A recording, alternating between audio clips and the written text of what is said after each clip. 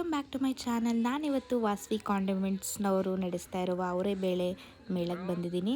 ಇಲ್ಲಿ ನಿಮಗೆ ಅವರೆಕಾಯಿಂದ ಡಿಫ್ರೆಂಟ್ ರೆಸಿಪೀಸ್ನ ಮಾಡಿರ್ತಾರೆ. ಆ ಎಲ್ಲ ರೆಸಿಪೀಸ್ನ ಕೂಡ ನೀವು ಇಲ್ಲಿ ಟ್ರೈ ಮಾಡ್ಬೋದು. ಇದು ನಡೀತಾ ಇರೋದು ನ್ಯಾಷನಲ್ ಕಾಲೇಜ್ ಗ್ರೌಂಡಲ್ಲಿ. ಲಾಸ್ಟ್ ಟೈಮ್ ವಿ ವಿ ಪುರಮಲ್ಲಿ ಮಾಡಿದರು ಆ್ಯಂಡ್ ಲಾಸ್ಟ್ 2 ಇಯರ್ಸಿಂದ ನ್ಯಾಷನಲ್ ಕಾಲೇಜ್ ಗ್ರೌಂಡಲ್ಲಿ ಆರ್ಗನೈಸ್ ಮಾಡ್ತಿದ್ದಾರೆ. ಈ ಸಲ ಲಾಸ್ಟ್ ಟೈಮಿಗೆ ಕಂಪೇರ್ ಮಾಡಿದರೆ ತುಂಬ ದೊಡ್ಡದಾಗಿ ಆರ್ಗನೈಸ್ ಮಾಡಿದ್ದಾರೆ. ಈ ಮೇಳ ಜಾನ್ವರಿ 5th 9th ಬೆಳಗ್ಗೆ 10 ಗಂಟೆಯಿಂದ ಸಂಜೆ ಅಂದರೆ ನೈಟ್ 10 ಗಂಟೆವರೆಗೂ ನಡೆಯುತ್ತೆ.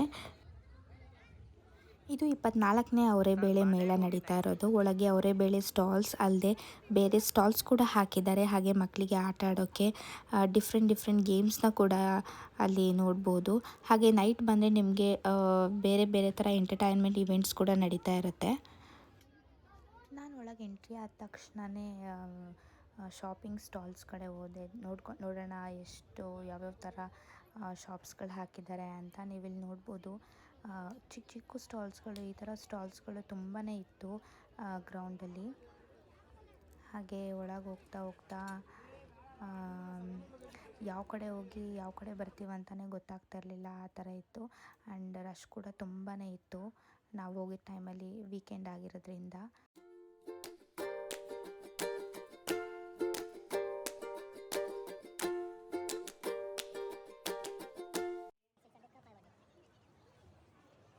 ನನಗೆ ಈ ಸ್ಟಾಲಲ್ಲಿ ಅದು ವ್ಯಾಲೆಟ್ ತುಂಬ ಇಷ್ಟ ಆಯಿತು. ಸ್ಲಿಂಗ್ ಬ್ಯಾಗ್ ಥರ ಕೂಡ ಅದನ್ನು ಯೂಸ್ ಮಾಡ್ಬೋದು. ಕಾಸ್ಟ್ ಬಂದುಬಿಟ್ಟು ಹೇಳಿದ್ರು ಅವರು ಅರೌಂಡ್ 800 ರುಪೀಸ್ ಅಂತ. ಬಟ್ 800 ಅದು ವರ್ತ್ ಇರಲಿಲ್ಲ ಅನಿಸುತ್ತೆ. ನಾನು ಕಡಿಮೆ ಕೂಡ ಕೇಳಿದೆ, ಬಟ್ ಅವ್ರು ಕೊಡಲಿಲ್ಲ. ಸೊ ಹಾಗಾಗಿ ನಾನೇನು ತೊಗೊಳ್ಳಿಲ್ಲ ಅಲ್ಲಿ.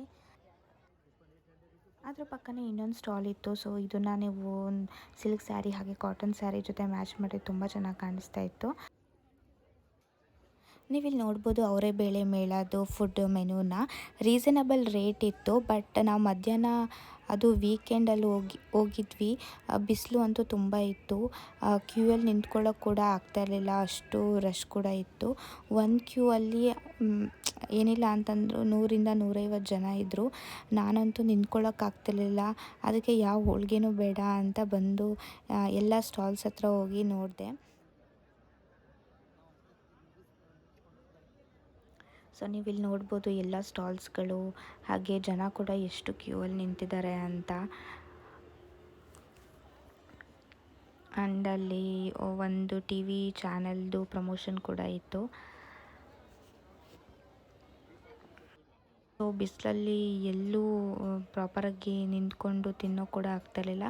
ಬಟ್ ಒಂದು ಕಡೆ ದೊಡ್ಡದಾಗಿ ಶೆಡ್ ಥರ ಹಾಕಿದ್ರು, ಎಲ್ಲ ಅದ್ರ ಕೆಳಗಡೆ ಕುತ್ಕೊಂಡು ತಿನ್ನೋಕ್ಕೆ ಅಂತ ಮಾಡಿದರು.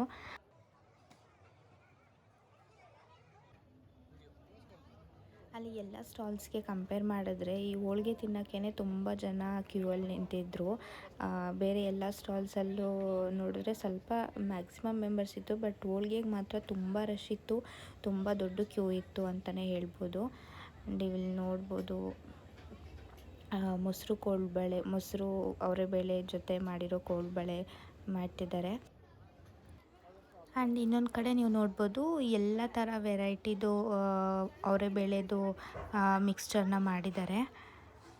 ಡಿಫ್ರೆಂಟಾಗಿ ಇತ್ತು. ಅದಕ್ಕೂ ಕೂಡ ತುಂಬ ಜನ ಕ್ಯೂ ಅಲ್ಲಿ ನಿಂತ್ಕೊಂಡಿದ್ರು. ಇದಲ್ಲದೆ ಅಲ್ಲಿ ಅವರೆಬೇಳೆ ಪೂರಿ, ಸಾಗು, ಚಿತ್ರಾನ್ನ, ಶಾವಿಗೆ ಬಾತು, ಉಪ್ಪಿಟ್ಟು, ರೊಟ್ಟಿ, ದೋಸೆ, ಈ ಥರ ಇನ್ನೂ ತುಂಬ ವೆರೈಟೀಸ್ನ ಮಾಡ್ತಾಯಿದ್ರು. ಹಾಗೆ ಅದಕ್ಕೆ ತುಂಬ ಜನ ಕೂಡ ಇದ್ದರು. ನೀವು ಇಲ್ಲಿ ನೋಡ್ಬೋದು ಸ್ಟಾಲ್ಸ್ ಮುಂದೆ ಎಷ್ಟು ಜನ ನಿಂತ್ಕೊಂಡಿದ್ದಾರೆ. ಹಾಗೆ ಸ್ಪೆಷಲ್ ಏನಪ್ಪ ಅಂತಂದರೆ ಅವರೆಬೇಳೆದು ಐಸ್ ಕ್ರೀಮ್ ಕೂಡ ಇತ್ತು. ಬಟ್ ಏನಂದರೆ ಆ ಬಿಸಿಲಲ್ಲಿ ನಮಗೆ ನಿಂತ್ಕೊಳ್ಳೋಕ್ಕೂ ಆಗ್ತಾಯಿರಲಿಲ್ಲ, ಆ ರಶಲ್ಲಿ ಏನು ತಿನ್ನೋಕ್ಕೂ ಆಗಲೇ ಇಲ್ಲ. ಸೊ ಹಾಗಾಗಿ ಸರಿ ನೋಡೋಣ ಮುಂದೆ ಏನಿದೆ ಅಂತ ಆ ಪ್ಲೇಸಿಂದ ನಾವು ಮುಂದೆ ಹೋದ್ವಿ.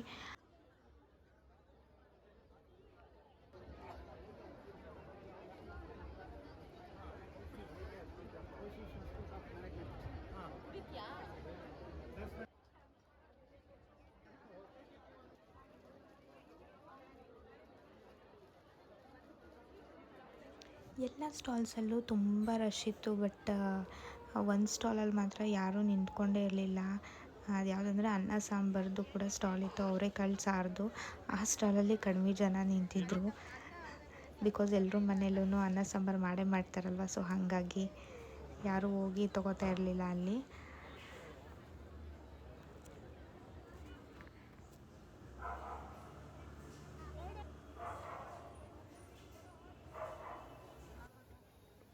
ಹಾಗೆ ಅಲ್ಲಿ ವಿ ಐ ಪಿಗೆ ಅಂತ ಸ್ಪೆಷಲ್ ಸ್ಟಾಲ್ಸ್ ಇತ್ತು. 100 ರುಪೀಸ್ ಒಬ್ಬರಿಗೆ ಟಿಕೆಟಲ್ಲಿ. ಸ್ವಲ್ಪ ರಶ್ ಕಡಿಮೆ ಇರುತ್ತೆ. ಬಟ್ ಇನ್ನೊಂದು ಏನಂದರೆ ವಿ ಐ ಪಿ ಟಿಕೆಟ್ಸ್ ಕೂಡ ತುಂಬ ಲಿಮಿಟೆಡ್ ಇರುತ್ತೆ. ಜಾಸ್ತಿ ಟಿಕೆಟ್ಸ್ ಕೂಡ ಅಲ್ಲಿ ಪ್ರೊವೈಡ್ ಮಾಡ್ತಾ ಇರಲಿಲ್ಲ. ಕೊನೆಗೆ ಏನೂ ತಿಂದೆ ನಾವು ಸುಮ್ಮನೆ ಇದ್ವಿ. ಅಲ್ಲಿ ತಿನ್ನೋ ಕೂಡ ಆಗ್ತಾ ಇರಲಿಲ್ಲ. ಟಿಕೆಟ್ಸ್ ತೊಗೊಂಡು ಆ ಕ್ಯೂಯಲ್ಲಿ ನಿಂತ್ಕೊಳ್ಳೋಕ್ಕಾಗದೇ ಇರೋವಾಗ ಕೊನೆಗೆ ಅಲ್ಲಿ ಪರಿಚಯ ಇರೋರೊಬ್ಬರು ಸಿಕ್ಕಿದ್ರು.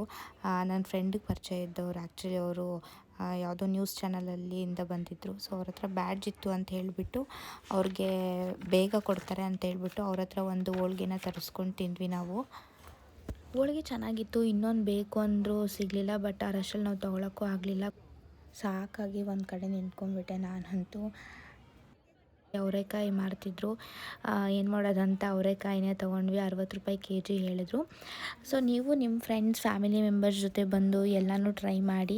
ಆ್ಯಂಡ್ ಆರ್ಗನೈಸ್ ಮಾತ್ರ ನೀಟಾಗಿ ಮಾಡಿರಲಿಲ್ಲ ಅನಿಸುತ್ತೆ. ಯಾಕಂದರೆ ಯಾವ ಫುಡ್ಗೆ ಯಾವ ಕೌಂಟರ್ ಅಂತ ಗೊತ್ತಾಗ್ತಿರ್ಲಿಲ್ಲ. ಆ್ಯಂಡ್ ಮೆಟ್ರೋ ಸ್ಟೇಷನ್ ಕಡೆ ಇರೋ ಎಂಟ್ರೆನ್ಸ್ ಹತ್ರ ತುಂಬ ಕಷ್ಟ ಇತ್ತು. ಚಿಕ್ಕ ಮಕ್ಕಳು ಹಾಗೆ ಏಜ್ ಆಗಿರೋರು ಬರೋಕ್ಕೆ ತುಂಬಾ ಹಿಂಸೆ ಆಗ್ತಾಯಿತ್ತು. ಆ್ಯಂಡ್ ಡೇಂಜರ್ ಕೂಡ ಇತ್ತು. ವಿಡಿಯೋ ಎಂಡಲ್ಲಿ ಆ ಕ್ಲಿಪ್ನ ಕೂಡ ಆ್ಯಡ್ ಮಾಡಿರ್ತೀನಿ. ಹೋಪ್ ನಿಮ್ಮೆಲ್ರಿಗೂ ಈ ವಿಡಿಯೋ ಇಷ್ಟ ಆಗಿರುತ್ತೆ. ಆ್ಯಂಡ್ ಇಷ್ಟ ಆಗಿದರೆ ಪ್ಲೀಸ್ ಲೈಕ್ ಮಾಡಿ, ಶೇರ್ ಮಾಡಿ ಆ್ಯಂಡ್ ಸಬ್ಸ್ಕ್ರೈಬ್ ಆಗೋದಂತೂ ಮರಿಬೇಡಿ. Thank you so much for watching.